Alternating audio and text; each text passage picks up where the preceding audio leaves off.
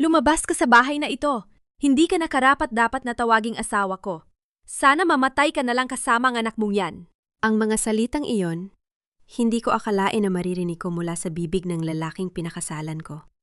Ang lalaking sinumpaan kong mamahalin habang buhay.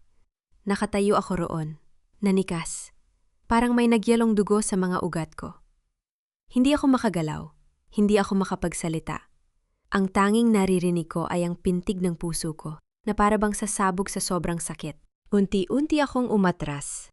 Ang mga kamay ko'y nanginginig habang niyayakap ang tiyan kong bilog. Ang sakit ng likod ko, ang sakit ng puson ko. Pero walang sakit na makakapantay sa sakit na nararamdaman ko sa dibdib. Parang may humihila sa puso ko pababa. Dinudurog ito ng paisa-isa. Ang lalaking minahal ko ng 5 taon, ang ama ng anak kong dinadala, itinataboy ako na parang basura. Marco, pakiusap. Halos pabulong kong nasabi, ang boses ko'y basag. Anak mo ito, ang anak natin. Huwag mo akong lokohin! Sigaw niya, ang mukha'y pumula sa galit. Alam ko hindi sa akin yan. Niloko mo ako, Elena. Buong akala ko tapat ka. 5 taon. 5 taon akong nagtiis sa bahay na yon. Gumising ng maaga para ihanda ang almusal ng buong pamilya. Umabot ng hating gabi sa kusina para maghugas ng pinggan. Tiniis ang lahat ng masasakit na salita ng kanyang ina, ang mga tingin na parang sinasabi na hindi ako karapat-dapat. Ginawa ko lahat para patunayan na mahal ko siya, na mahal ko ang pamilyang ito. At ngayon, ito ang kapalit. Naalala ko ang aking ama, si Manolo. Ang tatay kong mahirap pero mayaman sa kabutihan ng puso. Naalala ko ang araw ng kasal namin, kung paanong ipinagbili niya ang huling kapirasong lupa namin para lang magkaroon ako ng magandang kasal. Anak, sabi niya sa akin bago ako isuko sa altar, huwag mong hahayaang yurakan ang iyong danggal. Mas mahalaga ang pagpapahalaga sa sarili kaysa sa kayamanan. 2 taon na siyang wala. 2 taon ko nang pinipigilan ang pag-iyak tuwing naalala ko siya.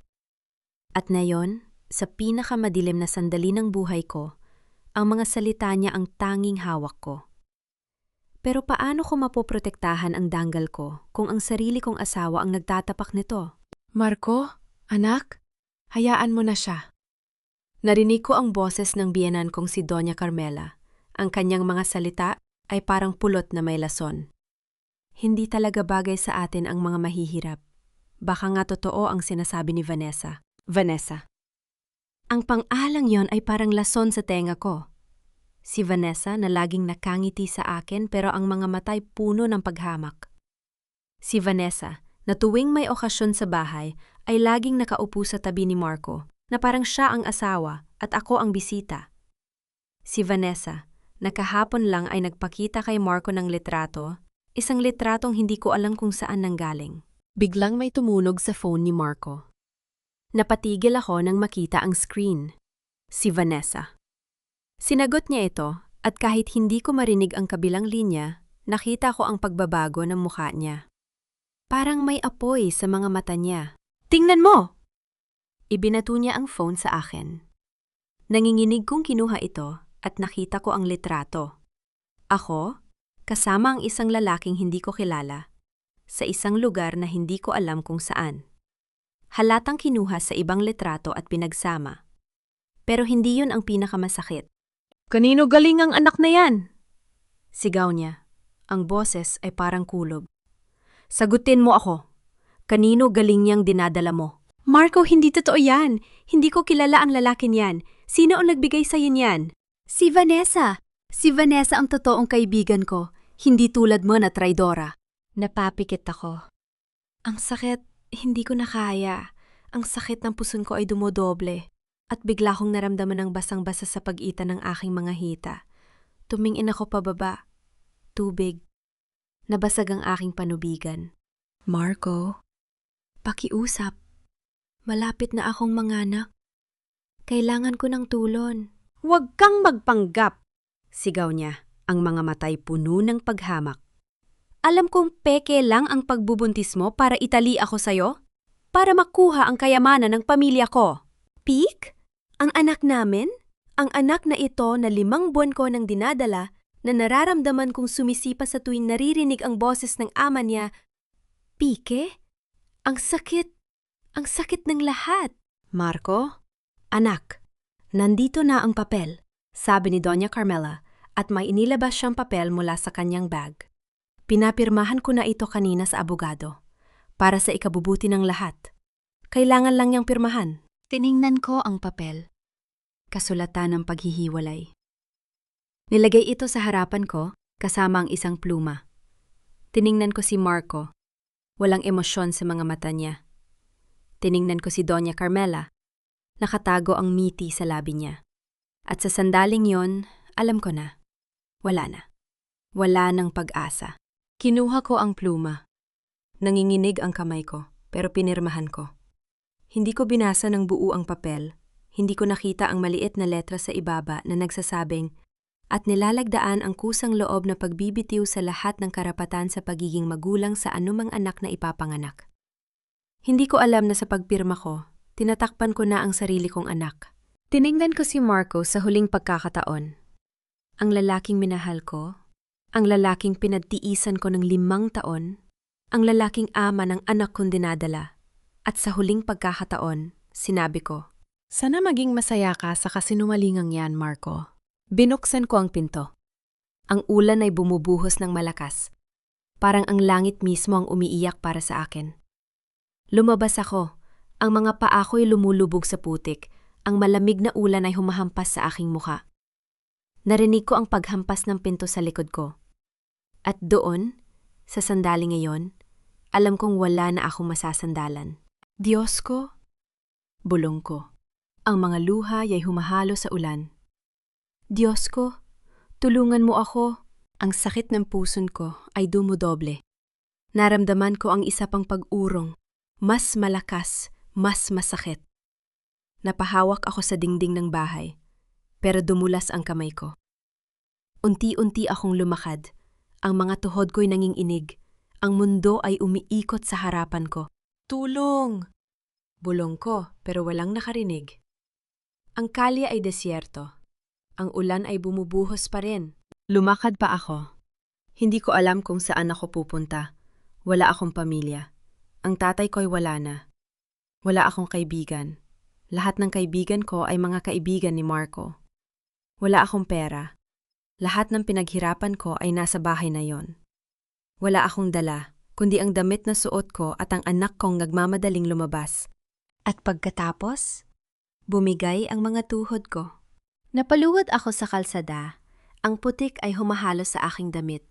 Ang ulan ay humahampas sa aking muka. Ang sakit na hindi ko na kaya. Naramdaman ko ang isa pang pag-urong at sumigaw ako. Isang sigaw na galing sa kaibuturan ng aking pagkatao. Diyos ko, tulungan niyo po ako. Iligtas niyo po ang anak ko. Ang mundo ay umiikot. Nakikita ko ang mga ilaw sa malayo, parang may tindahan o kainan. Naramdaman ko ang pagdilam ng aking paningin. At bago ako mawala ng malay, narinig ko ang isang boses. Isang babaeng boses. Mainit at puno ng pag-aalala. Diyos ko! Tulungan niyo po! May buntis na natumba! Pakiusap? Bulong ko. Ang boses ko'y halos hindi na marinig. Iligtas niyo po ang anak ko. Kahit ako'y mamatay. At pagkatapos, kadiliman. Sa dilim, narinig ko ang mga bulong. Hindi ko alam kung panaginip pa ito o totoo. Naramdaman ko ang mga kamay na humahawak sa akin. Ang init ng isang kumot na bumabalot sa akin at pagkatapos, isang sigaw. Isang sigaw na hindi galing sa akin. Umiyak. Isang sanggol na umiyak. Anak? Bulong ko. Ang boses ko'y mahina at garalgal. Anak ko? At pagkatapos narinig ko ang isang boses. Mainit, puno ng awa. Parang isang anghel. Anak, huwag kang mag-alala. Nandito na ako.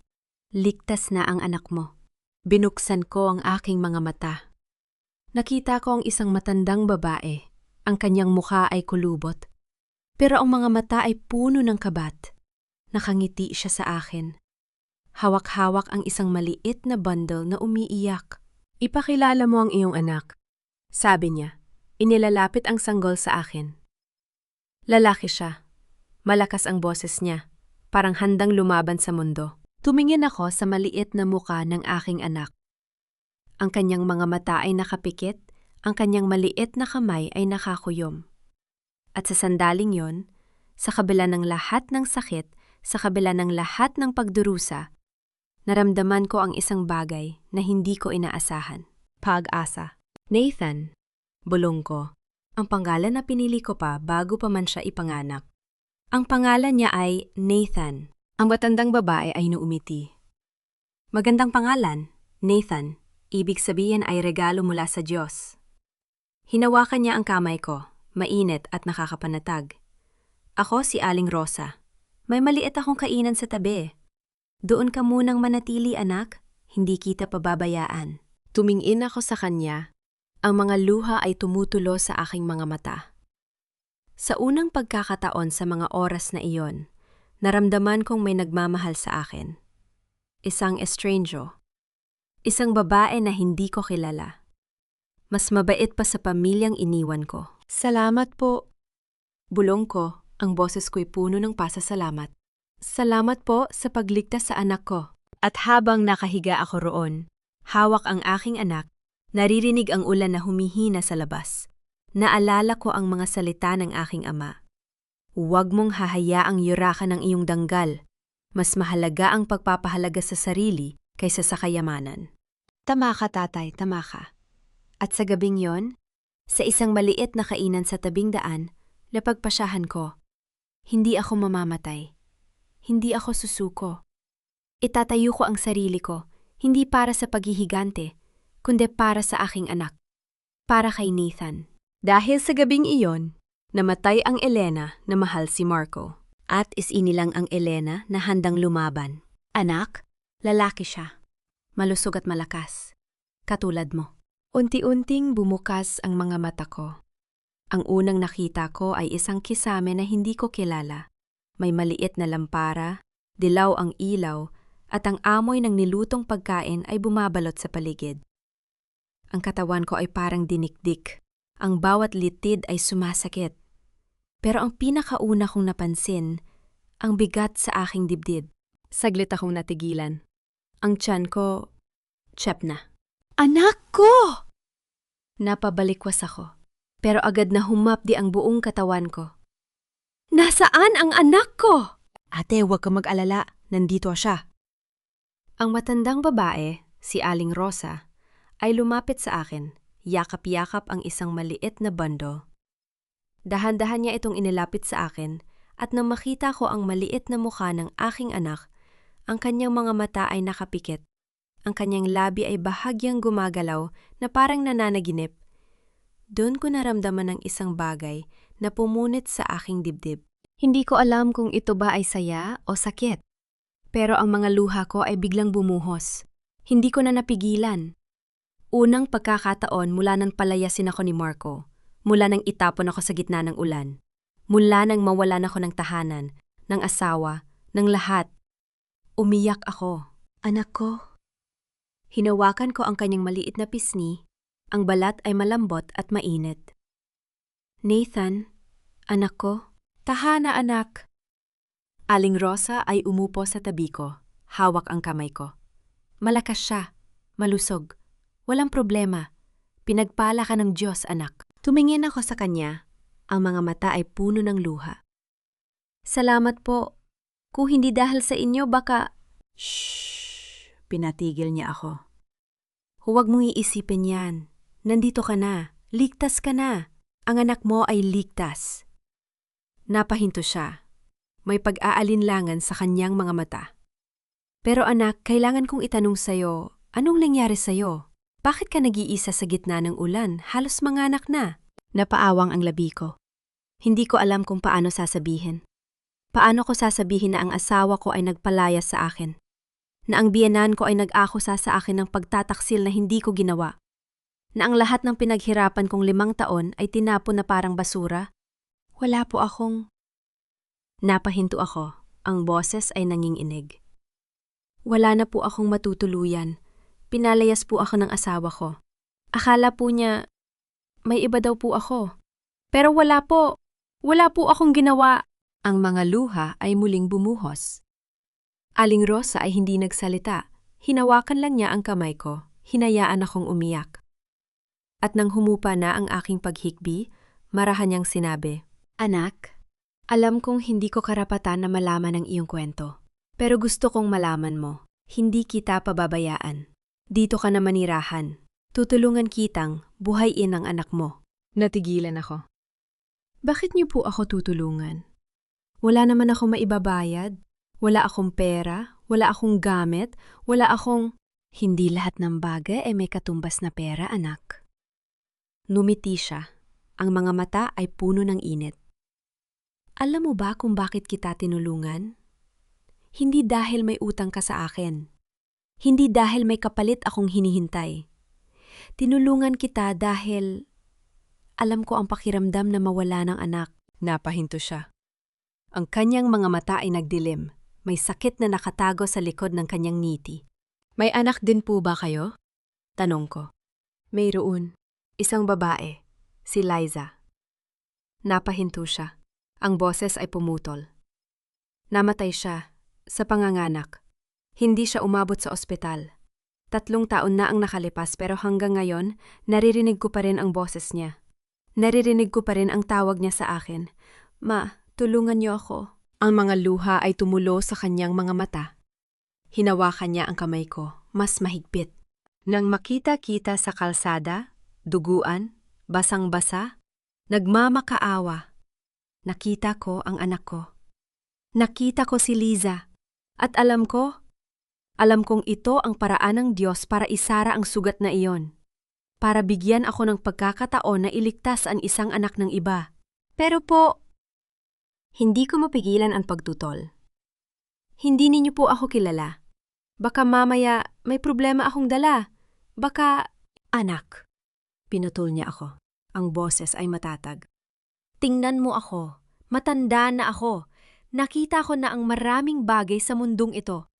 Nakilala ko na ang mabubuti at masasamang tao. At alam kong hindi ka masama. Ang mga mata mo, malinis.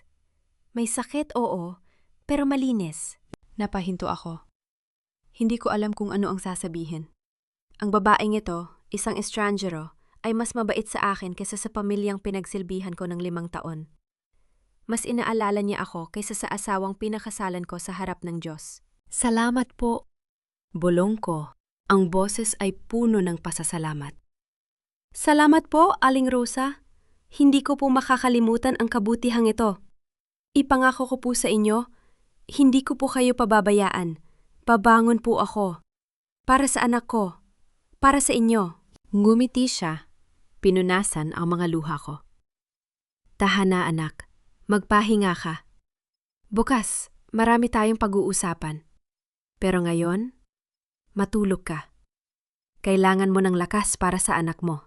Nilingon ko si Nathan, na natutulog na mapayapa sa tabi ko. Ang kanyang maliit na dibdib ay umaangat at pumababa. Ang kanyang mga kamay ay nakakuyom. At sa sandaling yon, bumalik sa akin ang mga salita ni Marco. Ang mga salitang binitawan niya bago ako itapon sa kalye. Sana mamatay ka na lang kasama ang anak mong yan. Napahigpit ang hawak ko kay Nathan. Ang mga ngipin ko ay nagnitngit. Hindi ka pababayaan ni nanay, anak. Ipangako ko yan sa'yo. Kahit na ano pang gawin nila sa atin, kahit na ano pang sabihin nila, hindi kita iiwan. Hindi ka mag-iisa.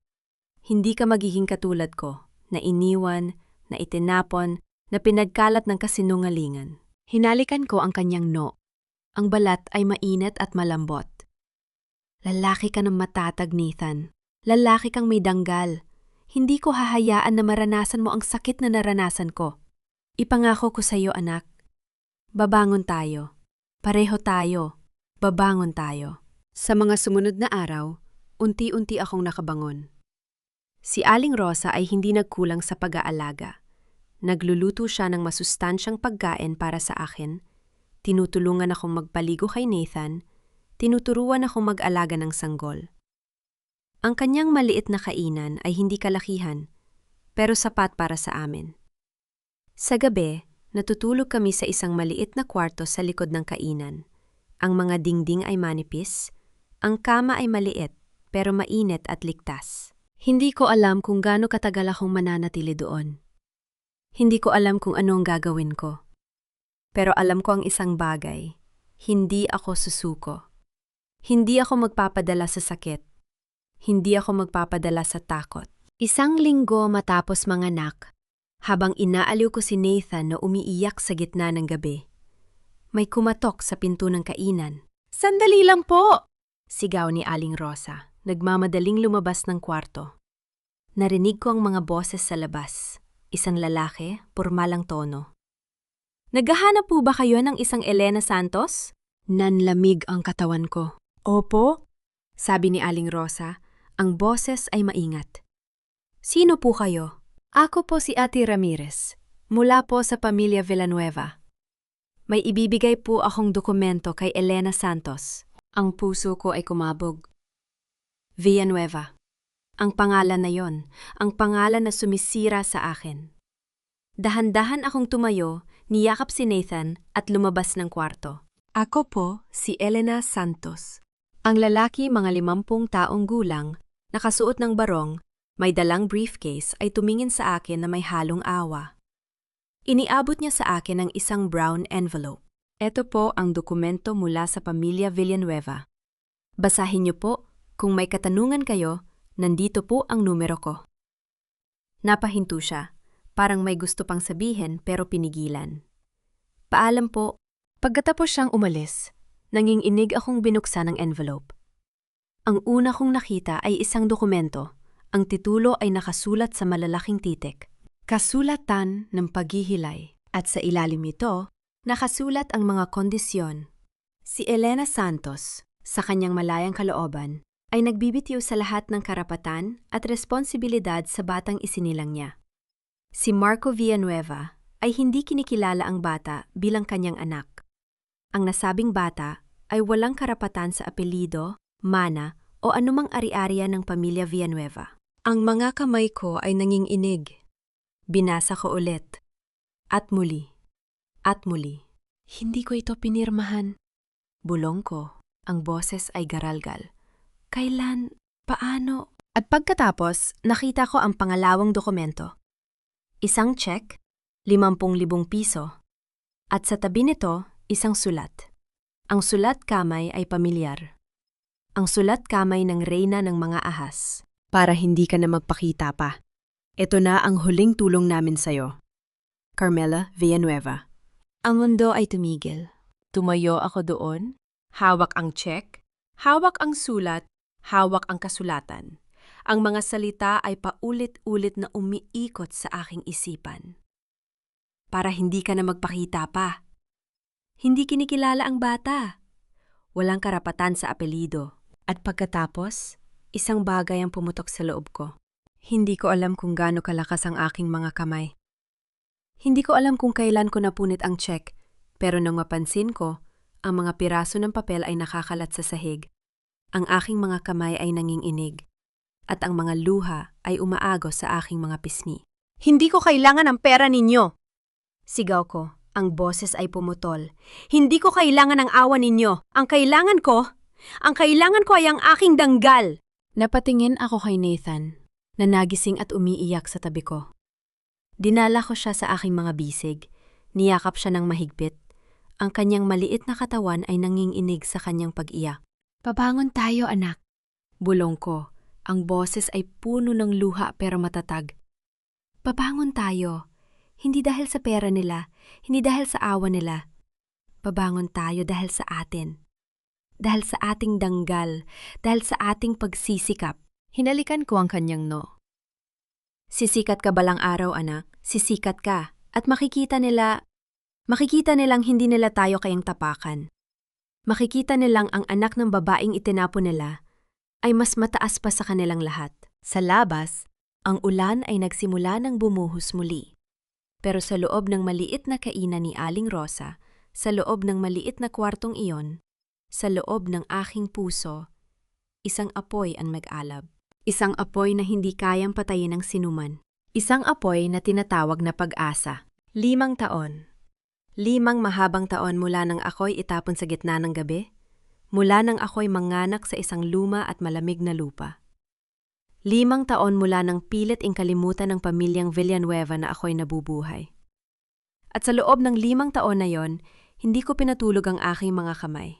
2 oras na ng madaling araw, at ang maliit na lampara sa aking mesa ay ang tanging kasama ko. Ang aking mga daliri ay mabilis na gumagalaw sa tela, ang karayong ay sumasayaw sa bawat tahi. Sa tabi ko, si Nathan ay mahimbing na natutulog sa kanyang duyan. Ang kanyang maliit na dibdib ay umaangat at bumababa sa bawat paghinga. Ang kanyang mga pisingi ay kulay rosas. Ang kanyang mga labi ay bahagyang nakangiti sa kanyang panaginip. Kumain ka muna, anak. Napalingon ako. Si Aling Rosa ay nakatayo sa pintuan. May dalang mangkok ng mainit na lugaw. Ang kanyang mukha ay puno ng pag-aalala. Ang kanyang mga mata ay maamong tumitingin sa akin. Hindi ka magiging malusog kung puro trabaho lang, sabi niya. Lumapit at inilapag ang mangkok sa mesa. Tingnan mo ang iyong sarili. Ang ganda-ganda mong dalaga, pero pumapayat ka na. Napangiti ako, kahit na ang aking mga mata ay nanunuyo. Kailangan kong mag-ipon para sa pag-aaral ni Nathan, Aling Rosa. At kailangan mong mabuhay para kay Nathan. Sagot niya, hinawakan ang aking kamay. Anong silbi ng ipon mo kung ikaw ay magkakasakit? Tiningnan ko ang lugaw. Ang singaw nito ay umaayat sa malamig na hangin. Sa loob ng 5 taon, si Aling Rosa ay hindi nagbago.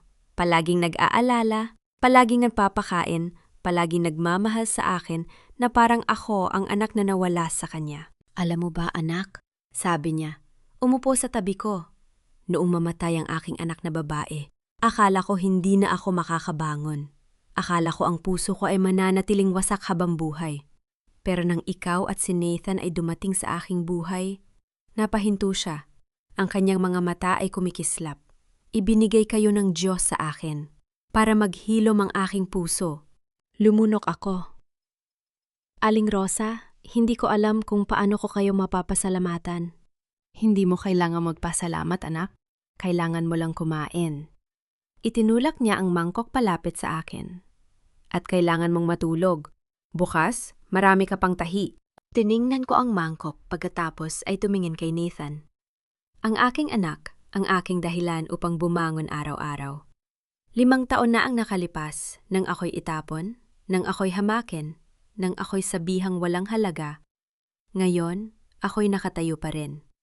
Hindi lamang nakatayo, lumalaban.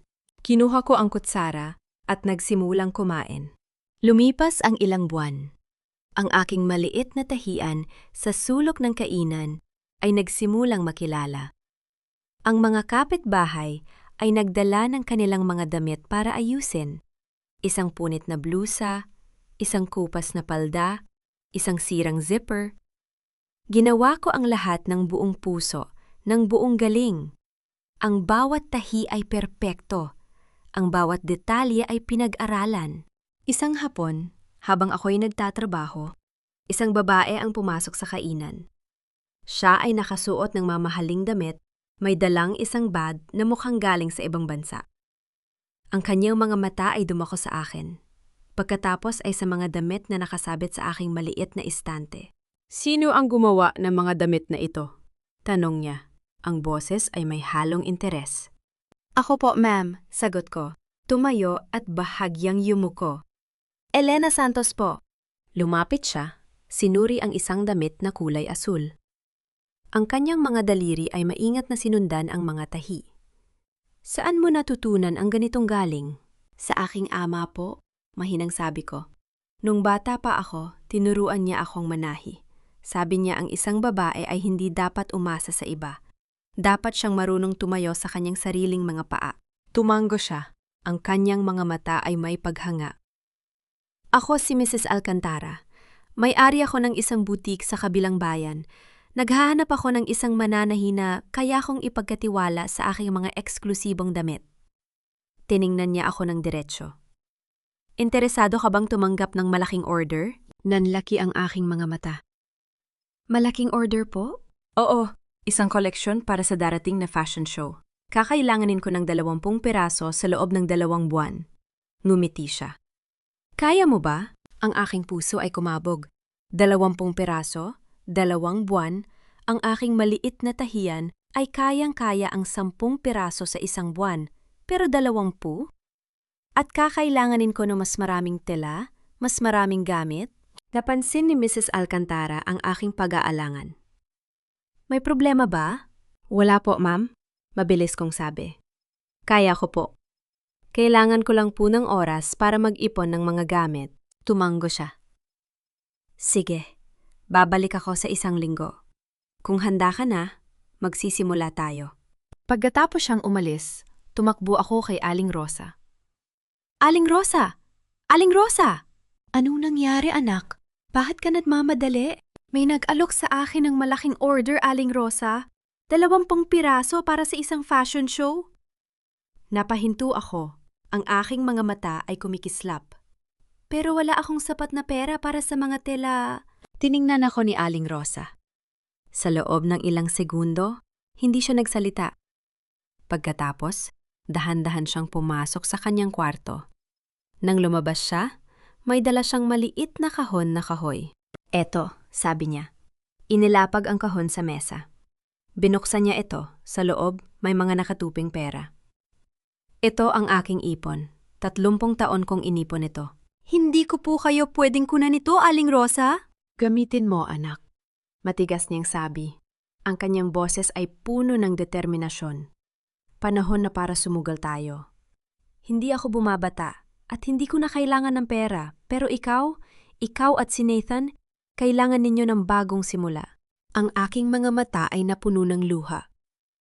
Aling Rosa, wala kang dapat ipag-alala, anak. Ngumiti siya. Hinawakan ang aking pismi. Naniniwala ako sa'yo.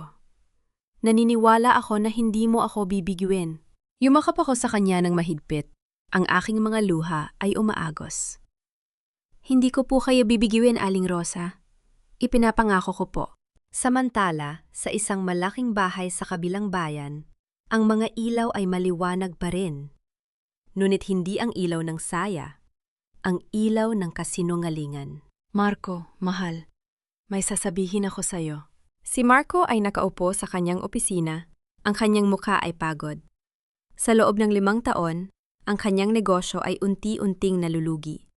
Ang kanyang mga tauhan ay nagreklamo, ang kanyang mga customer ay nawawala. At sa bawat gabi, si Vanessa ay may bagong dahilan, bagong problema, bagong kahilingan. Ano na naman? Tanong niya. Hindi man lang tumingin. Ang iyong kaibigan, si Miguel. Napahinto siya. Ang kanyang boses ay nanginginig.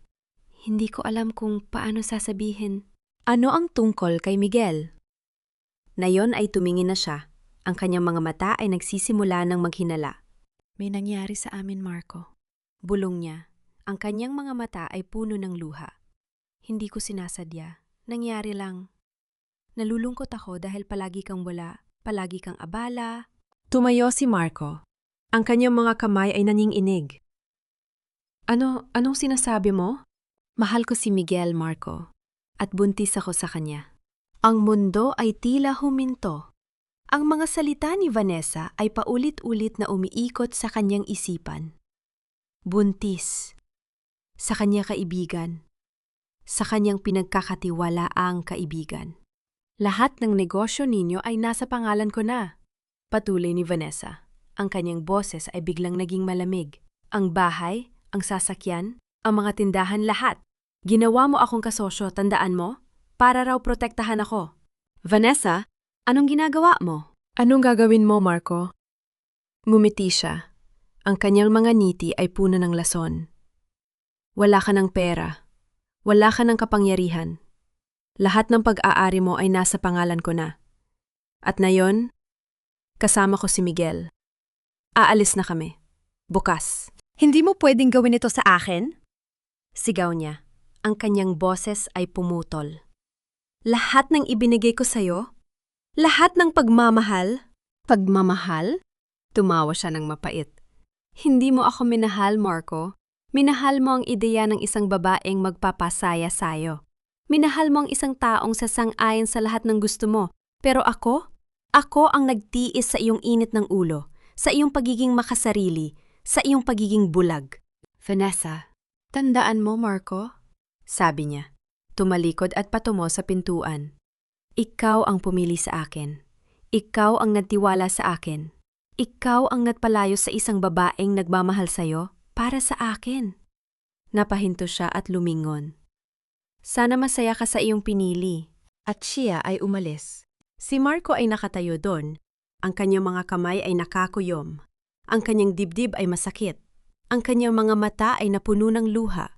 Hindi dahil kay Vanessa, kundi dahil sa kanyang sariling kahangalan. Elena. Bulong niya, ang pangalan ay masakit sa kanyang labi. Anong ginawa ko sa'yo? Sa kabilang dako ng bayan, ang aking maliit na tahiyan ay naging isang maliit na tindahan. Ang pangalan nito ay nakasulat sa itaas ng pinto, Elena's Couture. Ang mga damit na ginawa ko ay nakasabit sa mga rack. Ang bawat isa ay gawa ng may pagmamahal at pag-aalaga. Mommy! Mommy! Lumingon ako. Si Nathan, 5 taong gulang, may malalaking mata at matalim na isip ay tumatakbo papunta sa akin. May hawak na libro. Anong binabasa mo, anak? Tingnan mo, Mommy! Natuto ako magbasa ng salitang ito. Itinuro niya ang isang salita sa libro. E-L-E-P. Napahinto siya. Ang kanyang no ay kunot. Elepante! Napanghiti ako. Ang aking puso ay puno ng pagmamalaki. Matalino ka talaga, anak. Para kang anghel na ipinadala sa akin. Kasi anak kita, Mommy. Ngumiti siya. Ang kanyang mga ngipin ay kulang ng isa. Kaya matalino ako. Niyakap ko siya ng mahigpit. Sa loob ng 5 taon, siya ang aking lakas. Siya ang dahilan kung bakit ako bumabangon tuwing umaga. Kung bakit ako natutulog ng madaling araw. Kung bakit ako lumalaban sa kabila ng lahat. Aling Rosa! Tingnan niyo po si Nathan. Tawag ko. Natuto na siyang magbasa. Si Aling Rosa ay lumabas mula sa kusina. Ang kanyang mukha ay puno ng ngiti. Talaga? Halika rito, apo. Basahin mo sa akin. Si Nathan ay tumakbo kay Aling Rosa. Binuksan ang libro at nagsimulang magbasa ng dahan-dahan, ngunit may kumpiyansa. Ang bawat salita ay malinaw, ang bawat pangungusap ay tama. Ang galing mo, apo! Palakpak ni Aling Rosa. Sigurado akong isang araw, ikaw ang magiging pinakamatalinong bata sa buong bayan. Hindi lang sa bayan, Aling Rosa, sabi ni Nathan. Ang kanyang mga mata ay kumikislap. Sa buong mundo! Tumawa kami. Sa maliit na tindahang ito, sa gitna ng mga tila at sinulid, ako'y nakahanap ng isang bagay na hindi ko inaasahan. Isang pamilya. Ngunit sa malaking bahay ng Villanueva, ang mga ilaw ay unti-unting namamatay. Si Doña Carmela ay nakaupo sa kanyang silid. Ang kanyang mga kamay ay nanginginig habang hawak ang mga dokumento. Ang kanyang mga mata ay puno ng luha, hindi ng galit, kundi ng pagsisisi. Paano ko ba ito ayusin, Ricardo? Bulong niya, nakatingin sa larawan ng kanyang yumaong asawa. Paano ko ba ayusin ang mga pagkakamali ko? Sa loob ng 5 taon, unti-unti niyang nakita ang katotohanan. Si Vanessa, ang babaeng pinaniwalaan niya, ang babaeng tinulungan niyang iluklok sa pwesto ni Elena, ay isang ahas. Ang mga dokumento sa kanyang harapan ay nagpapatunay nito.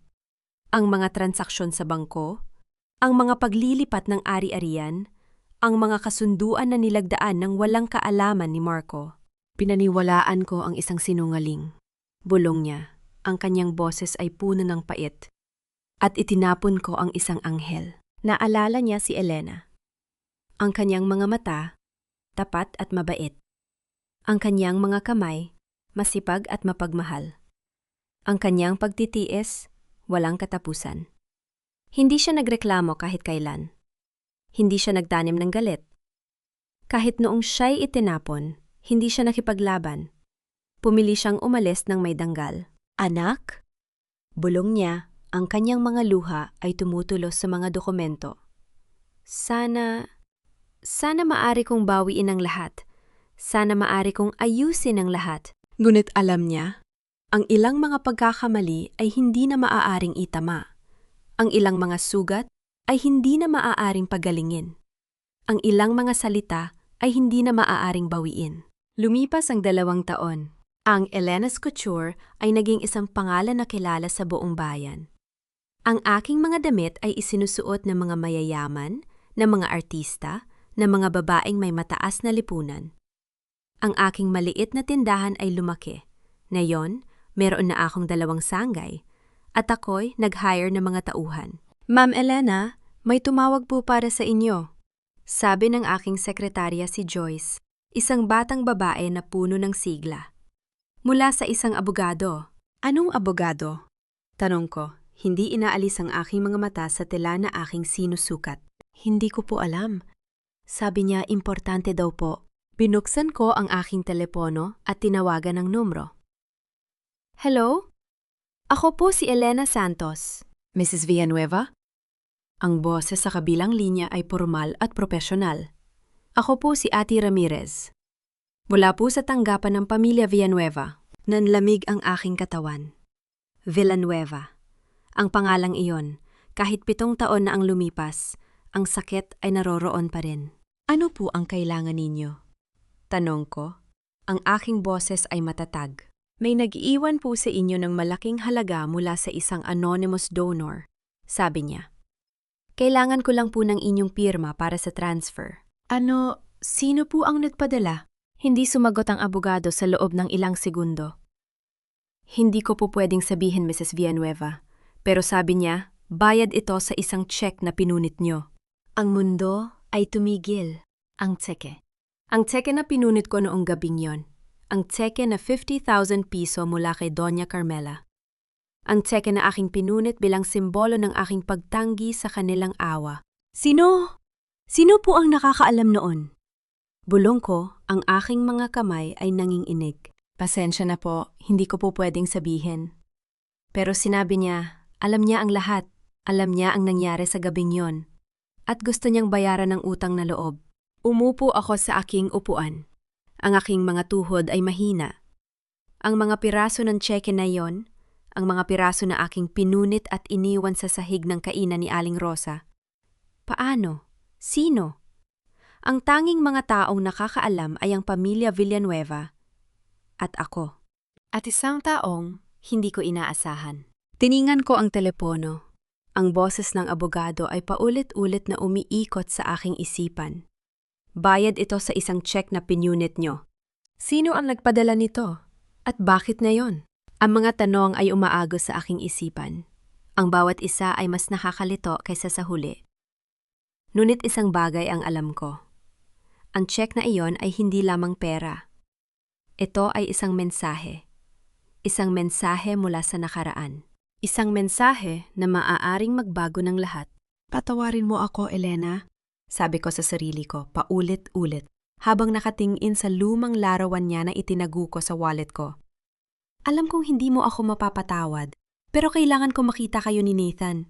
Kailangan ko malaman kung anong nangyari sa inyo. Tumayo ako mula sa pagkakaupo. Pinunasan ang luha sa aking mga mata. 12 taon na ang nakalipas mula nang itapon ko siya.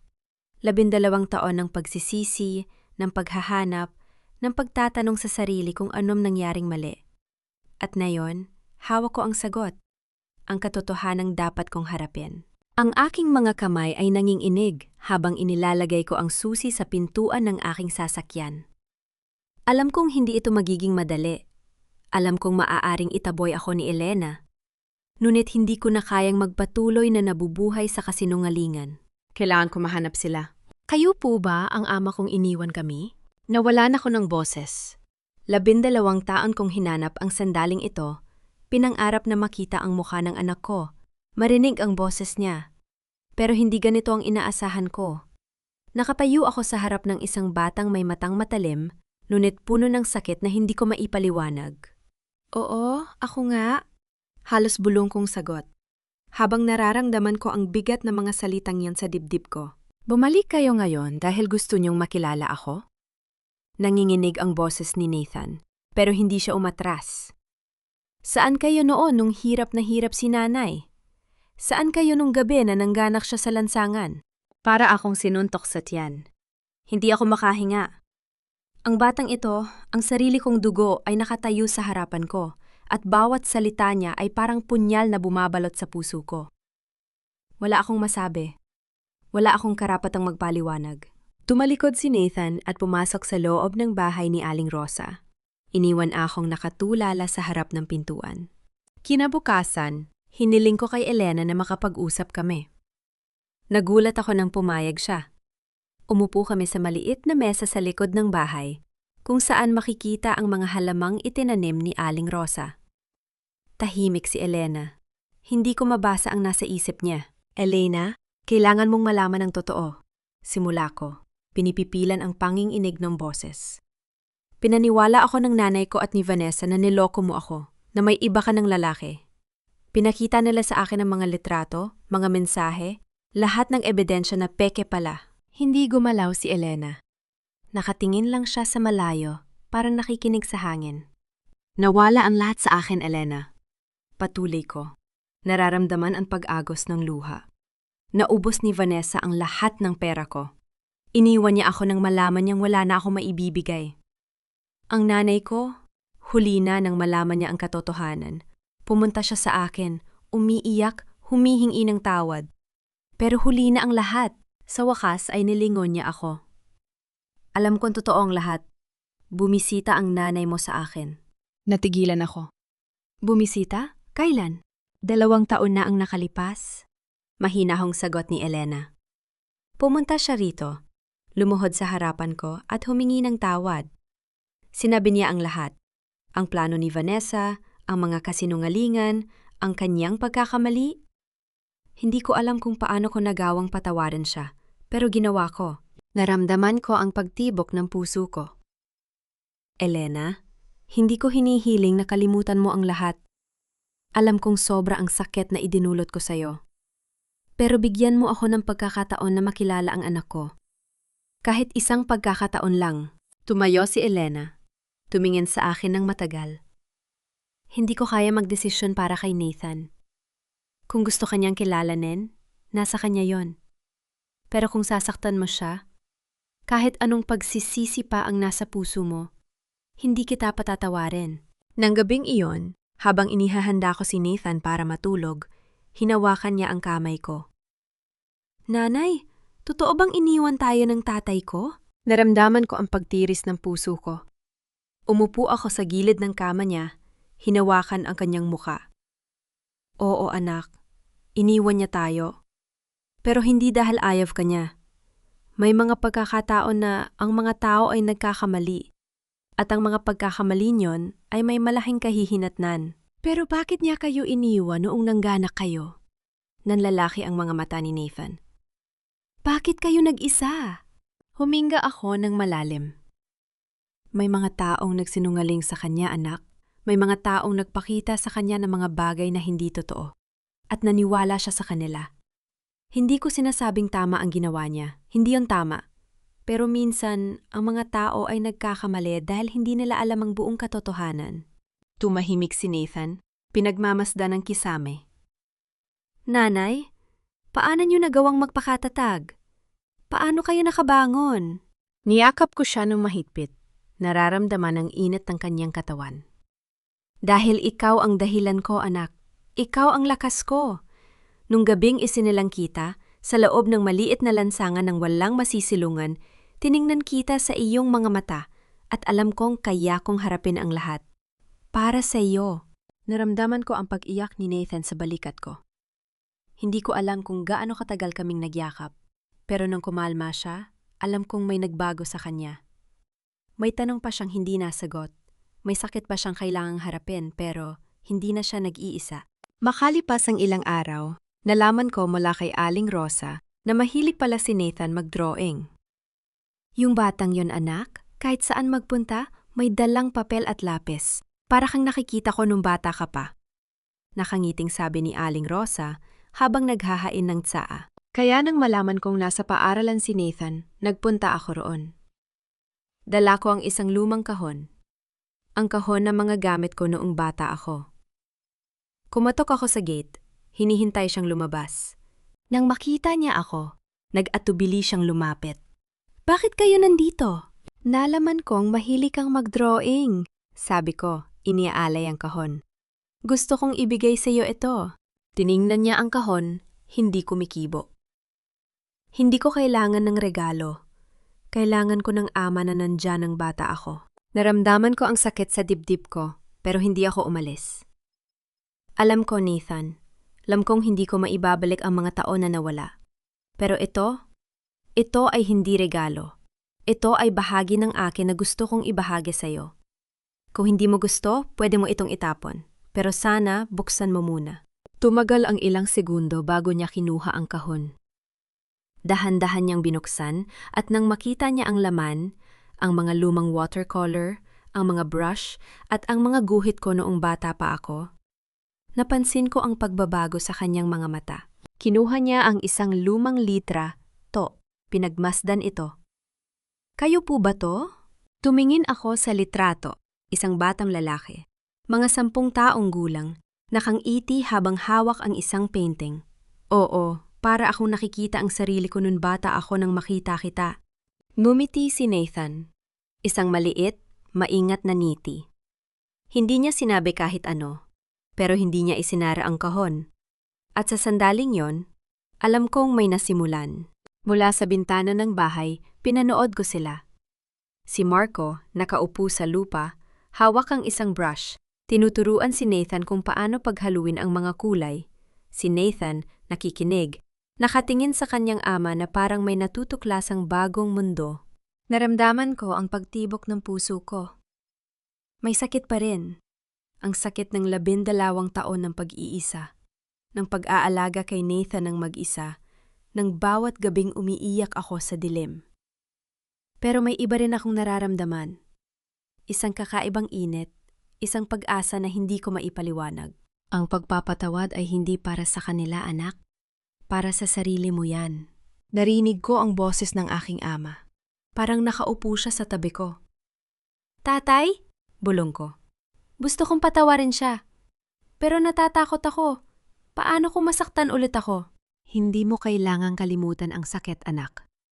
Kailangan mo lang bitawan ang hawak mo rito. Napapikit ako. Hinayaan ang mga luha na dumaloy. Nang imulat ko ang mga mata, nakita ko si Nathan na tumatawa. Isang tunay na tawa. Ang una beses na narinig ko siyang tumawa ng ganun kasaya. At sa sandaling yon, naramdaman ko may gumaan sa dibdib ko. Kinagabihan, habang naghahanda ako ng hapunan, tumunog ang telepono. Nakita ko ang numero ng ospital. Elena Santos po? Gino ang Santos. Ito po ang Manila General Hospital. Ang pasyente ninyong si Aling Rosa ay inatake po ng stroke. Critical po ang kondisyon niya. Kailangan po kayong pumunta agad. Nahulog ang sandok sa aking kamay. Tumakbo ako palabas. Hindi na hinintay na matapos ang hapunan. Nathan! Sumama ka sa akin! Sigaw ko at nagmamadali kaming sumakay ng sasakyan. Pagdating sa ospital, hinabol ko ang mga corridors hanggang sa makarating sa ICU. Nandun si Aling Rosa, nakahiga sa kama, nakakonekta sa mga makina. Ang dating malakas at mainit na babae ay payat at maputla. Aling Rosa! Lumuhod ako sa tabi ng kama, hinawakan ang kanyang mga kamay. Huwag niyo akong iwan. Kailangan ko pa kayo. Dahan-dahang iminulat ni Aling Rosa ang mga mata. At nang makita ako, ngumiti siya. Isang mahinang ngiti. Anak, nandyan ka pala. Nandito ako, Aling Rosa. Nandito ako. Hinigpitan niya ang hawak sa kamay ko. Anak, patawarin mo na si Marco. Huwag mong hayaang mamatay ang pag-ibig sa puso mo. Tulad ng nangyari sa akin. Aling Rosa, huwag niyo pong sabihin yan. Umiiyak kong sabi. Hindi pa huli ang lahat. Kailangan ko pa kayo. Kailangan ka ni Nathan. Mumiti siya. Tumingin sa akin na may pagmamahal na hindi ko maipaliwanag. Elena, anak, may sasabihin ako sa'yo. Isang bagay na itinago ko sa'yo sa loob ng 12 taon. Ano po yon? Ikaw, anak kita. Natigilan ako. Ano? Hindi ko po maintindihan. Nung bata ka pa, hindi kita kayang alagaan. Iniwan kita sa ampunan, umaasang may mag-aampon sa iyo na mas may kakayahan. Hindi ko alam na si Manolo na pala ang kumuha sa iyo. Nang makita kita nung gabing yon, nang dinala kita dito, nakilala kita. Ang mata mo, kamukang-kamuka mo ang ama mo. Nanginginig ang mga kamay ko. Pero, bakit hindi ninyo sinabi sa akin? Natatakot ako, anak. Natatakot akong itakwil mo ako. Natatakot akong mawala ka sa buhay ko. Kaya mas pinili kong manatiling Aling Rosa na lang, ang matandang babae na nag-aalaga sa'yo, kaysa sa isang ina na nag-iwan sa'yo. Hinawakan niya ang mukha ko. Pinunasan ang mga luha ko. Pero ngayon, kailangan kong sabihin sa'yo ang totoo. Hindi dahil gusto kong patawarin mo ako, kundi dahil gusto kong malaman mo na mahal kita. Mahal na mahal kita, anak. At ang huling hiling ko ay malaman mong mahal kita. Nanay! Bulong ko, ang salitang hindi ko pa nasasabi kahit kanino. Nanay, mahal din kita. Mumiti siya, isang ngiti na parang liwanag sa gitna ng dilim. At pagkatapos, dahan-dahan, pumikit ang kanyang mga mata. Ang mga makina ay nagsimulang mag-beep at naramdaman ko ang pagdausdos ng kanyang kamay. Nanay? Nanay! Nanay! Ngunit hindi na siya sumagot. Naramdaman ko ang pagyakap sa akin ni Nathan, ang kanyang mga bisig na pumapalibot sa akin habang ako ay umiiyak. At sa gitna ng sakit at lungkot, naramdaman ko ang isang bagay na hindi ko maipaliwanag. Isang kapayapaan, isang paglaya. Ang huling salita niya ay hindi tungkol sa pagkakangali ng pag-iwan sa akin. Ang huling salita niya ay tungkol sa pag-ibig at sa sandali ngayon na intindihan ko. Ang pagpapatawad ay hindi para sa mga nagkasala. Ito ay para sa mga nagdurusya. Ito ay para sa akin. Inay, huwag kayong malungkot. Nasa mabuting lugar na si Lola Rosa. Narinig ko ang boses ni Nathan, ngunit parang nagmumula ito sa napakalayo. Nakatayo ako sa harap ng kabaong, ang mga kamay ko ay nakapatong sa malamig na kahoy. Ang simbahan ay puno ng mga taong nagmamahal kay Aling Rosa, mga kapitbahay, mga kaibigan, mga taong nakilala niya sa loob ng maraming taon. Ngunit sa sandaling yon, para akong nag-iisa sa mundo. Nanay? Muling tawag ni Nathan, hinigpitan ng hawak sa kamay ko. Tumingin ako sa kanya. Ang kanyang mga mata ay puno ng pag-aalala. At sa likod niya, nakita ko si Marco, nakatayo sa malayo, tahimik, may hawak na puting mga bulaklak. Hindi siya lumapit, hindi siya nagsalita. Inilapag lang niya ang mga bulaklak sa tabi ng kabaong, tumango sa akin at umatras. Hindi ko alam kung ano ang dapat kong maramdaman. Ang lalaking sumira sa akin, 12 taon na ang nakararaan, nakatayo ngayon sa libing ng babaeng nagligtas sa akin. Ang babaeng nagligtas sa akin, ang babaeng sa huling sandali ng kanyang buhay ay nagsabing siya ang aking ina. Salamat po sa pagpunta, sabi ko kay Marco. Ang boses ko ay paos. Tumango lang siya. Pasensya na kung nakikialam ako. Alam kong hindi ako dapat pumunta, pero mahalaga si Aling Rosa sa akin. Inalagaan niya ang pinakamahalagang tao sa buhay ko. Nilingon ko siya. Nagulat sa kanyang mga salita. Ngunit bago pa ako makasagot, may humila sa akin. Isang matandang babae, kapitbahay ni Aling Rosa, si Aling Pilar. Elena, anak? Sabi niya. Hinawakan ang braso ko. May kailangan akong ipakita sa iyo. Sa bahay ni Aling Rosa. Ngayon. Ngayon po? Naguguluhang tanong ko. Tumango siya. Ang mga mata ay puno ng lihim. May ipinagbilin si Aling Rosa. Bago siya mamatay, sinabi niya sa akin na kapag wala na siya, ikaw ang unang makakakita ng laman ng kahon na yon. Kinabahan ako. Ang kahon na nakita ko sa kanyang silid noong gabing yon. Nang dalhin ko siya sa ospital. Ang kahon na hindi ko binuksan dahil sa takot. Sige po, bulong ko. Hinawakan ang kamay ni Nathan. Sasamahan mo ba ako? Opo, nanay, sabi ni Nathan. Ang kanyang maliit na kamay ay mahigpit na humawak sa akin. Bago ako umalis, napalingon ako kay Marco. Nakatayo pa rin siya sa malayo, nakatingin sa akin. Hindi siya nagsalita, ngunit may kakaiba sa kanyang mga mata. Isang bagay na hindi ko nakita sa kanya noon. Isang bagay na parang pangunawa. Marco, tawag ko. At nagulat siya. Kung gusto mo, maaari kang pumunta sa bahay mamaya. May sasabihin ako sa'yo. Tumango siya. Ang kanyang panga ay nanikas. Sige, hihintayin kita. At umalis kami ni Nathan, dala ang bigat ng isang libing, isang lihim, at isang kahon na maaaring magbago ng lahat. Ang bahay ni Aling Rosa ay tahimik nang dumating kami. Ang mga ilaw ay patay, ang mga kurtina ay sarado. Parang ang bahay mismo ay nagluluksa. Umupo si Aling Pilar sa sala habang ako at si Nathan ay pumasok sa kwarto ni Aling Rosa. Nandun ang kahon, ang lumang kahon na gawa sa kahoy na may mga ukit na bulaklak sa takip.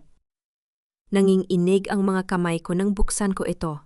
Sa loob, nakita ko ang mga bagay na hindi ko inaasahan. Isang lumang papel, dilaw na sa panahon. Isang larawan. Isang babaeng nakangiti. May hawak na sanggol. At isang sulat, nakatupi ng maingat. Ang sulat kamay ay pamilyar. Nanay, ano po yan? Tanong ni Nathan lumapit sa akin. Hindi ko siya sinagot. Binuksan ko ang sulat. Ang mga kamay ko ay nanginginig. Sa aking anak na si Elena, binasa ko ng pabulong. Patawarin mo ako sa pag-iwan sayo nung sanggol ka pa. Wala akong kakayahan na buhayin ka noon. Iniwan kita sa pinto ng isang mayamang pamilya, ang mga Santos. Sana ay bigyan ka nila ng magandang buhay. Hindi ko alam kung makikita mo pa ako, ngunit kung mababasa mo ito, alamin mong minahal kita ng buong puso. Inang Rosa. Ang sulat ay nahulog sa aking mga kamay. Ang mga tuhod ko ay nanlambot, at bago ko pa man ito namalayan, ako ay nasa sahig na ang kahon ay nakayakap sa akin. Ang mga luha ay bumubuhos. Nanay! Narinig ko ang boses ni Nathan. Ang kanyang mga bisig ay pumapalibot sa akin. Nanay, huwag ko piyong umiyak. Inay? Bakit hindi ninyo sinabi sa akin? Ang mga salita ay lumabas sa akin, hindi ko na napigilan. Bakit po ninyo itinago sa akin? Buong buhay ko, hinanap ko kayo.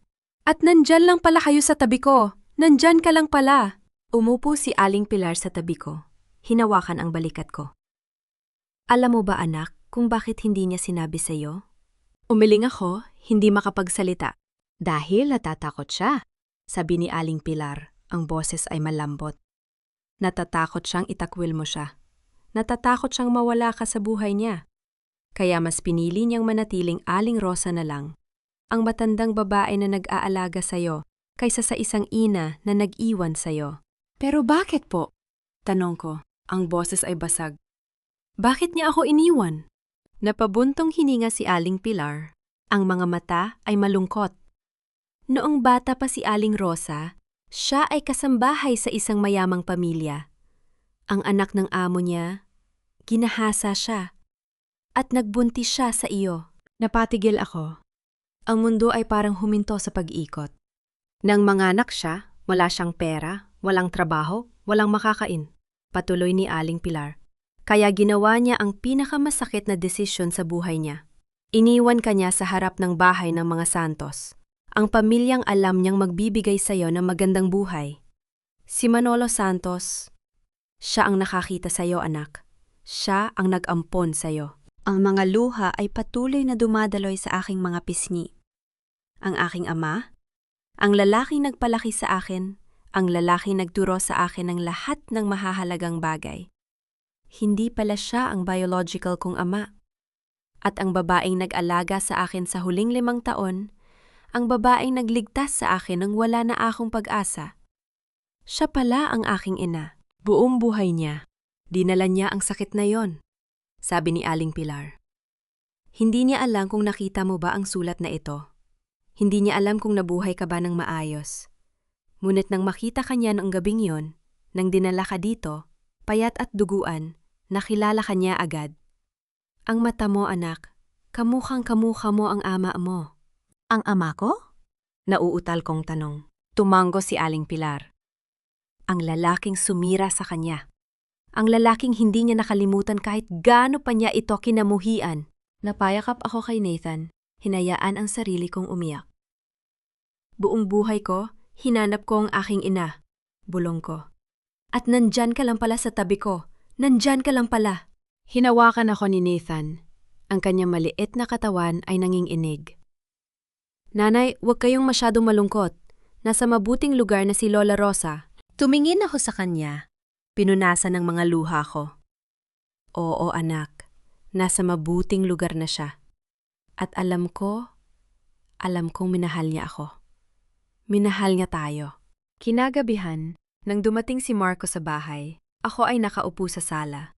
Ang sulat ni Aling Rosa ay nasa aking mga kamay. Nakatayo siya sa pintuan nag-aalangan. Hindi alam kung dapat pa siyang pumasok. Elena, bakit mo ako pinapunta dito? Tumingin ako sa kanya. Sa unang pagkakataon, nakita ko siya, hindi bilang ang lalaking sumira sa akin, kundi bilang isang taong nasaktan din. Isang taong nagkamali, isang taong nagdurusa. Umupo ka, sabi ko. Tinapik ang upuan sa tabi ko. Nag-aalangan siyang lumapit, umupo sa dulo ng upuan. Parang natatakot na baka kagatin ko siya. Elena, alam kong hindi ako karapat-dapat na nandito. Amel kong wala akong karapatang humingi ng kahit ano sa'yo. Pero gusto kong malaman mo na pagsisisihan ko ang lahat ng ginawa ko, hanggang sa huling hininga ko. Marco, sabi ko, ang boses ko ay kalmado. Hindi kita tinawagan para sisihin ka.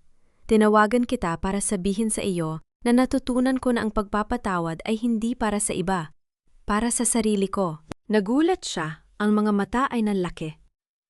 Elena, alam mo ba kung sino si Aling Rosa sa akin? Tanong ko, hindi siya hinaya ang matapos. Umiling siya.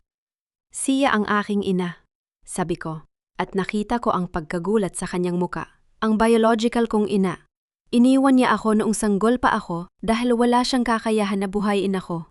At sa buong buhay niya, dinala niya ang sakit na iyon, ang sakit ng pag-iwan sa anak, ang sakit ng hindi pagkikilala, ang sakit ng pagtatago. Natahimik si Marco nakikinig.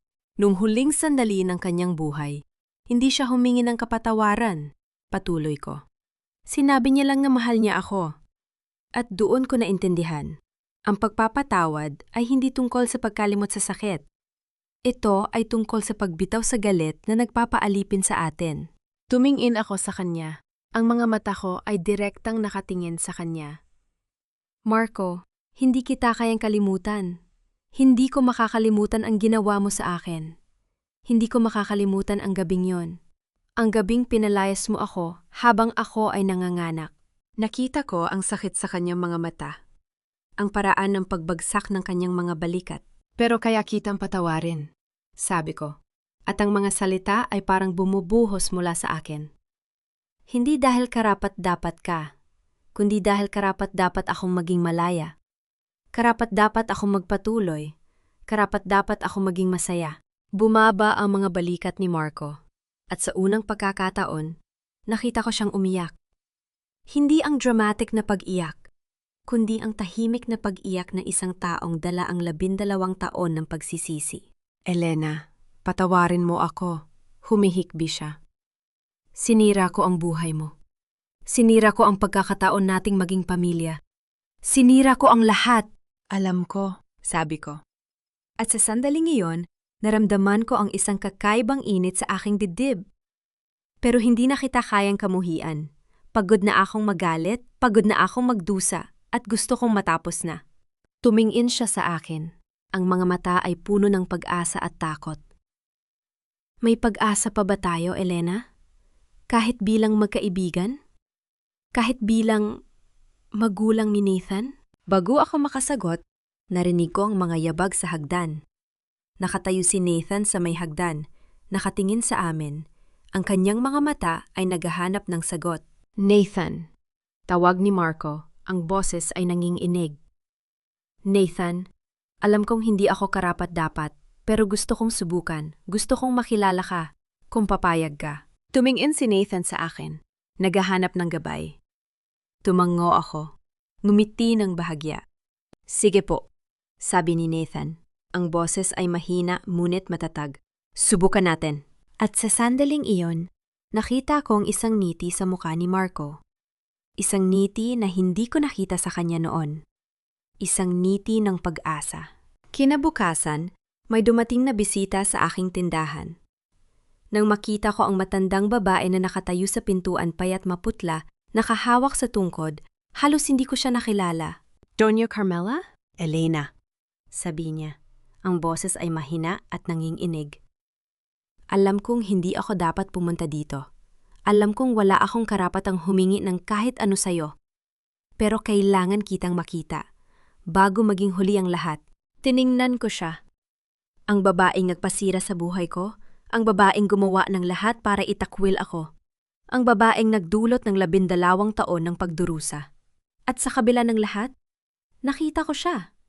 Isang matandang babae, dala ang bigat ng kanyang mga kasalanan, naghahanap ng kapatawaran. Doña Carmela, umupo po kayo, sabi ko. Inalalayan siya sa upuan. Umupo siya. Ang mga kamay ay nanginginig. Elena, hindi ako humihingi ng kapatawaran. Alam kong hindi ako karapat-dapat. Pero gusto kong malaman mo na pagsisisihan ko ito hanggang sa huling hininga ko. Ang sakit na idinulot ko sa'yo, hindi ko ito kayang bayaran. Hindi ko ito kayang ayusin. Pero gusto kong malaman mo na alam ko. Alam kong mali ang lahat ng ginawa ko. Nakita ko ang mga luha sa kanyang mga mata. Mga totoong luha. Hindi mga luha ng buwaya. Noong nakita ko ang mga dokumento, noong nalaman ko ang katotohanan tungkol kay Vanessa, noong nakita kong naloko ang anak ko dahil sa akin, doon ko naintindihan ang sakit na idinulot ko sa'yo. At hindi ko ito kayang dalhin, Elena. Hindi ko ito kayang dalhin. Lumuhod siya sa harapan ko at nagulat ako. Elena, patawarin mo ako. Hindi dahil karapat-dapat ako, kundi dahil kailangan ko malaman na may natitira pang kabutihan sa mundong ito, na may natitira pang pag-asa para sa akin. Nay, tumayo po kayo. Sabi ko. Inalalayan siyang tumayo. Hindi ko kayo kayang kalimutan. Hindi ko makakalimutan ang mga ginawa ninyo sa akin. Pero hindi ko na rin kayo kayang kamuhian. Tumingin siya sa akin. Ang mga mata ay puno ng pag-asa. Patawad na rin po sa akin kung hindi ko kayo kayang tawaging ina. Sabi ko, ang boses ay malambot. Pero kaya kong tawagin kayong Doña Carmela.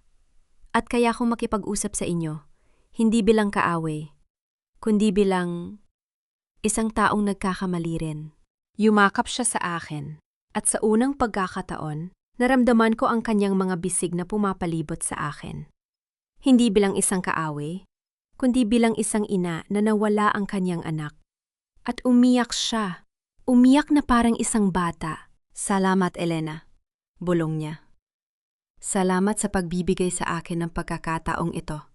Nang gabing iyon, umupo ako kasama si Nathan sa ilalim ng puno sa harap ng bahay. Ang puno kung saan ako nanganak 12 taon na ang nakararaan. Ang langit ay puno ng mga bituin, at ang hangin ay malamig at sariwa. Nanay, masaya po ba kayo ngayon? Tanang ni Nathan. Ang kanyang ulo ay nakapatong sa aking balikat. Mumiti ako, hinawakan ang kanyang buhok. Oo, anak. Dahil natutunan kong magpatawad, hindi para sa kanila, kundi para sa sarili ko. Mahal niyo pa po ba si tatay? Tanong niya at natigilan ako. Tiningnan ko ang langit. Hinayaan ang mga salita ni Nathan na lumubog sa aking puso. Ang pag-ibig ay hindi nawawala, anak. Nagbabago lang ang anyo nito. Ngayon, mahal ko siya bilang ama mo, hindi na bilang asawa. Pero nanay, sabi ni Nathan, ang kanyang mga mata ay seryoso. Hindi ba kayo malungkot na hindi na kayo magkasama? Mumiti ako. Pinunasan ang kanyang pisingi. Hindi, anak. Dahil nalaman ko na ang kaligayahan ay hindi nakasalalay sa ibang tao, nakasalalay ito sa akin. Sa mga pagpili ko, sa mga natutunan ko, at sa mga taong nagmamahal sa akin. Tulad mo, tulad ni Lola Rosa, tulad ng mga taong naging pamilya ko. Tumingin siya sa akin. Ang kanyang mga mata ay puno ng pag-unawa na hindi akma sa kanyang edad. Nanay, Gusto ko pong maging katulad ninyo. Gusto kong maging matatag. Gusto kong matutong magpatawad. Yumakap ako sa kanya, hinayaan ang mga luha na dumaloy. Ngunit hindi luha ng sakit, kundi luha ng pasasalamat. Natutunan mo na, anak. Natutunan mo na. Kinabukasan ng umaga, tumayo ako sa harap ng libingan ni Aling Rosa. Ang mga bulaklak na dala ko ay puti. Puti para sa kapayapaan. Puti para sa bagong simula. Inay, bulong ko. Inilapag ang mga bulaklak sa harap ng lapida. Natutunan ko ang lahat ng kailangan kong matutunan. Ang pagpapatawad ay hindi kahinaan. Ito ay lakas. Salamat sa pagtuturo sa akin nito. Tumingin ako sa malayo. Nakita ko sina Marco at Nathan. Nakaupo sa ilalim ng puno. Si Marco ay may hawak na lapis at papel. Tinuturuan si Nathan na gumuhit. Ang mga mukha nila ay masaya. Ang mga tawa nila ay naririnig ko kahit sa malayo. Tingnan mo, inay, sabi ko, ni umiti. Masaya na sila. At ako rin. Hindi dahil nakalimutan ko ang sakit, kundi dahil natutunan kong bitawan ito. Ang mga luha ay dumaloy sa aking mga pisngi. Ngunit sa pagkakataong ito, sila ay luha ng kagalakan. Luha ng paglaya. Luha ng kapayapaan. Minsan, ang pinakamagandang bagay na nangyayari sa atin ay ang mga bagay na akala natin ay sisira sa atin. Bulong ko at naramdaman ko ang isang kakaibang init sa aking puso. Ang init ng isang anak na natagpuan ng kanyang ina. Ang init ng isang babae na natagpuan ng kanyang kapayapaan. At sa sandaling iyon, naramdaman ko ang presensya ni Aling Rosa. Hindi bilang isang multo, kundi bilang isang alaala, isang pagmamahal, isang gabay. At alam ko, sa kaibuturan ng aking puso, na sa wakas, natagpuan ko na ang aking tahanan. 3 taon na ang lumipas. 3 taon mula nang matutunan kong bitawan ang sakit. 3 taon mula nang piliin kong bumangon. Hindi lang para sa sarili ko, kundi para sa lahat ng taong naniniwala sa akin. Nakatayo ako ngayon sa harap ng bagong flagship store ng Elena's Couture. Ang gusaling ito, 6 na palapag ng tela, disenyo at pangarap ay dating isang maliit na tahian sa kanto. Ngayon, ito na ang pinakamalaking sangay ng aking negosyo. At sa likod ng lahat ng ito, hindi ko makakalimutan ang bawat pagtahi, bawat gabing walang tulog, bawat luha na pinunasan ko para lang ipagpatuloy ang laban. Nanay, nandito na po ako! Napalingon ako sa boses na yon. Ang boses na nagpapaalala sa akin kung bakit ko ginagawa ang lahat ng ito, si Nathan. 15 taong gulong na, mas matangkad pa sa akin at may niting kayang magpapaliwanag ng buong mundo. Kamukhang-kamukha niya si Marco nung bata. Ang hugis ng panga, ang paraan ng paglalakad. Ngunit ang mga mata niyang yon ay akin. Malumanay, mausisa, puno ng kabutihan. Anak, huwag kang tatakbo, baka madapa ka pa, sabi ko, hinawakan ang kanyang balikat. Hindi po ako madadapa, nanay. Sanay na po ako. Nakangiting sabi niya, sabay tingin sa gusali. Wow, ang ganda po, parang panaginip. Hindi panaginip, anak. Ito ay totoo. Dahil pinaghirapan natin ito. Tumango siya at sa sandaling yon, naramdaman ko ang kanyang kamay na humawak sa akin. Nanay, proud na proud po ako sa inyo. Napahinto ako. Ang mga salitang iyon, nanggagaling sa aking anak, ay mas malakas pa sa anumang parangal o pagkilala. Yumakap ako sa kanya, hinayaan ang init ng kanyang yakap na punuin ang aking puso. Salamat, anak. Mahal na mahal kita. Mahal ko rin po kayo, nanay. Biglang may narinig kaming yapak. Pamilyar na yapak. May kumpiyan, sanunit may paggalang. Lumingon ako at nakita ko si Marco. 3 taon na ang lumipas mula nang magkasundo kami. 3 taon mula nang piliin naming maging mabuting magulang para kay Nathan. Hindi bilang mag-asawa, kundi bilang magkaibigan, bilang magkasama sa pagpapalaki ng aming anak. Si Marco ay nagbago. Hindi na siya ang mainitin ng ulo na lalaking nagpalaya sa akin noon. Ngayon, siya ay isang ama na handang gawin ang lahat para sa kanyang anak.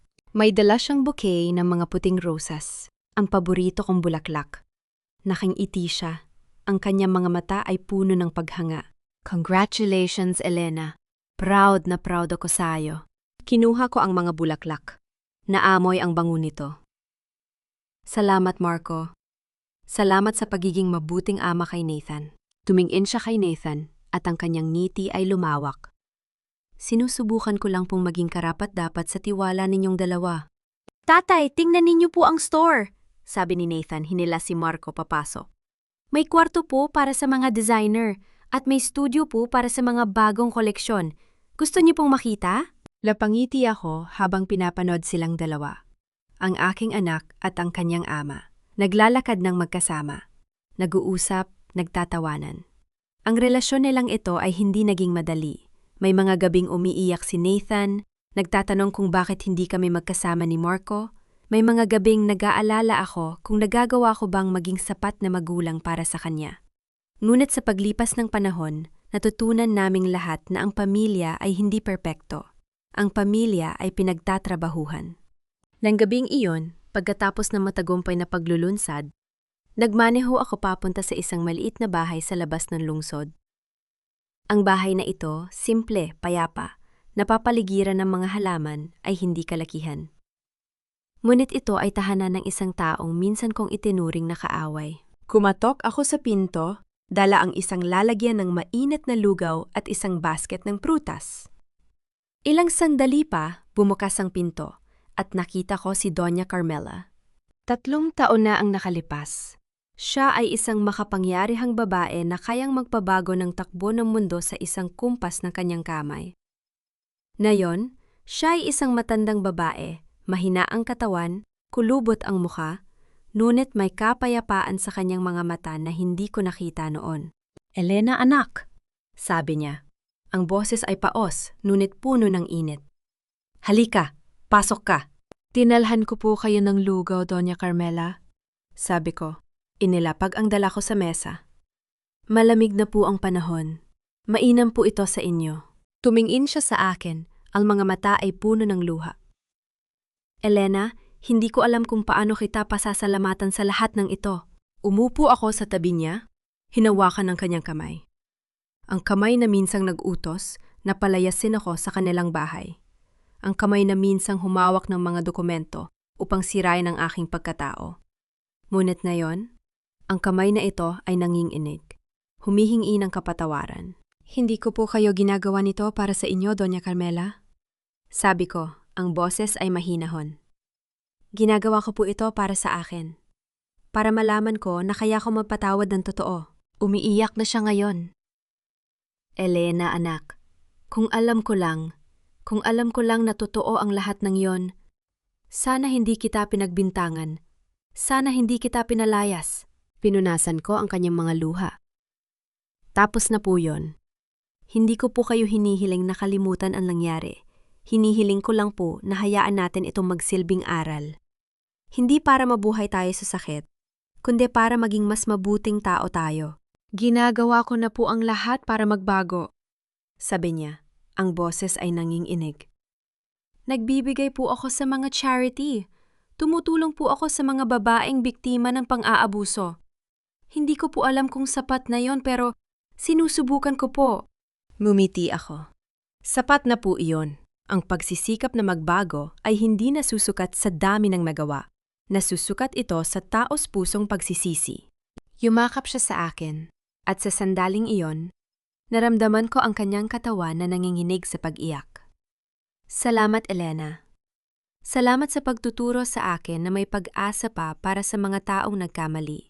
"May pag-asa po tayong lahat, Doña Carmela," bulong ko. "Hanggat humihinga tayo, may pagkakataon tayong magbago." Tumango siya. Pinunasan ang kanyang mga luha. "Elena, may isa pa akong hiling. Hindi ko alam kung nararapat akong humingi pero..." "Ano po yon? Pwede mo ba akong tawaging Lola? Kahit hindi ako ang iyong tunay na ina? Kahit alam kong hindi ko karapat-dapat pero gusto ko lang marinig kahit isang beses." Tiningnan ko siya. Ang babaeng minsang sumira sa aking buhay. Ang babaeng minsang nagpalaya sa akin sa kanilang bahay.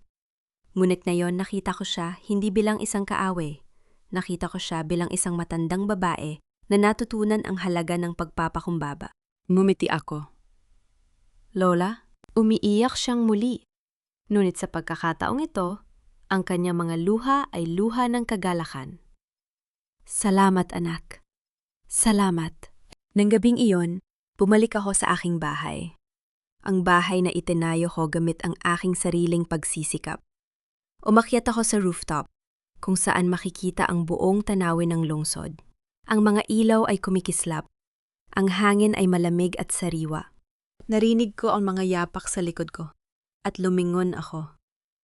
Sina Nathan at Marco, magkasamang umakyat, hawak ang mga tasa ng mainit na tsokolate. Nanay, anong ginagawa ninyo dito mag-isa?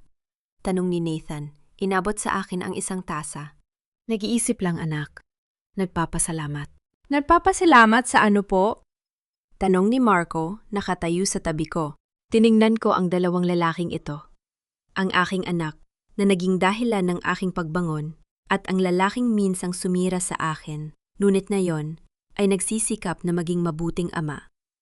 Ang mga taong ito, kasama si Aling Rosa, kasama si Doña Carmela, kasama ang lahat ng taong naging bahagi ng aking kwento, ay nagturo sa akin ng pinakamahalagang aral sa buhay. Nagpapasalamat ako sa lahat na nangyari. Sabi ko, ang boses ay mahinahon. Sa sakit, sa pagsubok, sa pagbagsak. Dahil kung hindi dahil sa mga iyon, hindi ko makikita ang liwanag na ito. Tumingin si Nathan sa akin. Ang kanyang mga mata ay puno ng pag-unawa. Nanay, anong susunod nating gagawin? Ngumiti ako, hinawakan ang kanyang balikat. Tiningnan ko si Marco at ngumiti rin siya sa akin. Hindi bilang isang dating asawa, kundi bilang isang kaibigan, isang kakampi sa pagpapalaki ng aming anak. Mabuhay, sabi ko. Ang boses ay puno ng pag-asa. At mahalin ang bawat araw na binibigay sa atin.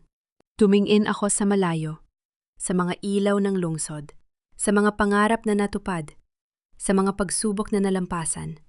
At sa sandaling iyon, naalala ko ang lahat. Ang aking ama na nagturo sa akin na tumayo kahit madapa. Si Aling Rosa na nagturo sa akin na ang pag-ibig ay hindi nasusukat sa dugo. Ang mga gabing umiyak ako ng mag-isa. Nagtatanong kung bakit ako pinabayaan. At ang araw na natutunan kong bumangon. Ang tunay na tagumpay ay hindi nasusukat sa kayamanan o tagumpay, bulong ko. Ang mga salita ay parang panalangin. Ito ay nasusukat sa kung gaano natin kayang magmahal, magpatawad at bumangon mula sa pagkakadapa. Tumingin si Nathan sa akin.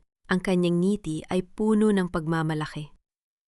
Nanay, gusto ko pong maging katulad ninyo. Yumakap ako sa kanya.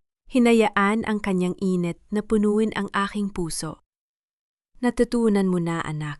Natutunan mo na. At nakatayo kami roon. 3 tao, 3 kwento, 3 paglalakbay. Magkakasama sa ilalim ng mabituing langit, handang harapin ang anumang darating. Dahil natutunan namin na ang buhay ay hindi tungkol sa perpektong pagtatapos. Ito ay tungkol sa pagbangon sa bawat pagkakadapa. Tungkol sa pagmamahal sa kabila ng sakit. At tungkol sa pagpapatawad, hindi para sa iba, kundi para sa ating sarili. Ngumiti ako. Hinawakan ang kamay ni Nathan sa isang tabi at ang kamay ni Marco sa kabila. Tara, sabi ko, may mga pangarap pa tayong abutin. At sa sandaling iyon, naramdaman ko ang isang kakaibang kapayapaan. Ang kapayapaan ng isang babaeng natagpuan ang kanyang sarili. Ang kapayapaan ng isang ina na nakita ang kanyang anak na lumaki ng may kabutihan. Ang kapayapaan ng isang tao na natutunan ang pinakamahalagang aral sa buhay. Na ang tunay na tagumpay ay hindi ang yumaman o ang manalo. Ito ay ang magmahal ng walang kondisyon, magpatawad ng walang hinihintay na kapalit, at bumangon sa bawat pagbagsak, dahil doon natin natatagpuan ang tunay na kahulugan ng buhay. Mga mahal kong tagapakinig, nandito na tayo sa huling hagdan ng kwento ni Elena. Habang pinagmamastan ko ang 3 figura sa rooftop na yon, ang ina, ang anak, at ang ama na nagkabate, may kakaibang init akong naramdaman sa aking dibdib. Hindi ko maiwasang alalahanin ang gabing isinulat ko ang eksenang iyon. Ang gabing pinagmasdan ko si Elena sa aking isipan habang nakayapak sa putikan, duguan at nanghihina. Ngunit hawak-hawak ang kanyang bagong silang na anak. Doon ko naunawaan na ang isang babae ay hindi nasusukat sa kung gaano siya katatag, kundi sa kung gaano siya karaming beses bumagsak at piniling bumangon pa rin. May isang bagay na madalas kong napapansin sa totoong buhay, mga kaibigan. Kapag tayo ay nasasaktan, ang unang instinct natin ay ang magtago sa ating shell. Pinipili nating manahimik, pinipili nating tiisin, iniisip natin ang pagtitiis ay kabutihan. Ngunit ang kwento ni Elena ay nagturo sa akin ng isang mahalagang bagay. Ang tunay na pagmamahal sa sarili ay hindi ang pagtitiis sa lahat ng sakit. Ito ay ang pagkakaroon ng lakas na sabihing sapat na. Si Elena ay hindi bumangon dahil siya ay malakas. Siya ay bumangon dahil natutunan niyang pahalagahan ang kanyang sarili nang higit pa sa pagtingin sa kanya ng iba. Ang kanyang pag-alis sa bahay na yon, ang kanyang pagtatrabaho araw at gabi, ang kanyang pagpupunyagi na itaguyod si Nathan. Lahat ng iyon ay mga sagot sa tanong na, mahal ko ba ang sarili kong sapat para ipaglaban ang aking buhay? Nais kong itanong sa inyo, mga mahal kong tagapakinig. Saan man kayo naririnig na yon? Sa inyong kwarto, sa inyong sasakyan, o habang naglalakad pa uwi? Ano ang gagawin ninyo kung kayo ang nasa kalagayan ni Elena? Handa ba kayong magpatawad sa taong sumira sa inyo? O pipiliin ninyong manatiling galit? Walang tamang sagot, mga kaibigan. Ang pagpapatawad ay hindi isang obligasyon. Ito ay isang regalo na ibinibigay natin sa ating sarili. Hindi natin kailangang kalimutan ang sakit, ngunit maari nating piliing wag itong dalhin habang buhay. Kung may kwento kayong nais ibahagi, kung may pinagdaraanan kayong pagsubok na katulad na kay Elena, wag kayong mahiyang mag-iwan ng inyong komento. Dito sa ating munting komunidad, laging may nakikinig. I-like at i-share ninyo ang kwentong ito sa mga taong maaaring nangangailangan ng inspirasyon. Dahil hindi natin alam, baka ito ang magiging lakas nila para bumangon. Sana ay dalhin ninyo sa inyong pagtulog ang aral ng kwentong ito. Na ang buhay ay hindi tungkol sa pag-iwas sa mga pagsubok, kundi tungkol sa pagharap dito ng may tapang at dignidad. Naway maging tulad ninyo ni Elena, na kahit ilang beses madapa ay laging pipiliing bumangon. Hanggang sa muli nating pagkikita, mamahal kong tagapakinig, ingatan ninyo ang inyong mga puso. Ang bangon ni Elena. Ang kwento ng isang inang bumangon sa putikan. Ang kwentong ito ay isinulat bilang inspirasyon mula sa mga totoong karanasan ng mga babaeng nakaranas ng pagsubok sa pamilya at pag-ibig. Iniaalay sa lahat ng mga nagpapatuloy pa rin sa kabila ng sakit. Paalala lamang, ang mga tauhan at pangyayari sa kwentong ito ay kathang-isip lamang, hindi naglalayong manira o manghusga sa sinuman. Ang layunin nito ay magbigay aliw at maghatid ng positibong mensahe sa bawat tagapakinig. Ang kwentong ito ay isang orihinal na likha, maingat na binuo at sinusuri ng aming koponan, at protektado ng batas. Anumang pagkopya o paggamit ng walang pahintulot ay mahigpit na ipinagbabawal.